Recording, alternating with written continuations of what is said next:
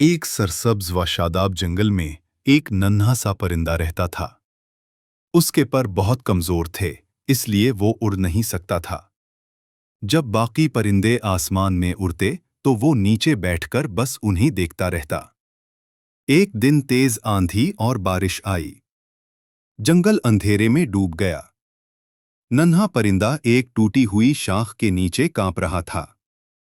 उसे लगा कि शायद अब वो कभी सूरज नहीं देख पाएगा।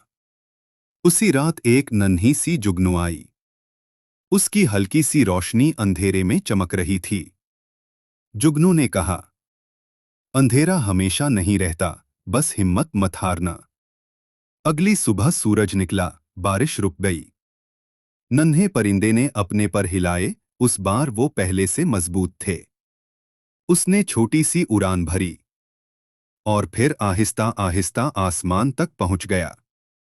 वो समझ गया कि उम्मीद और हौसला इंसान को कमजोर से मजबूत बना देता है।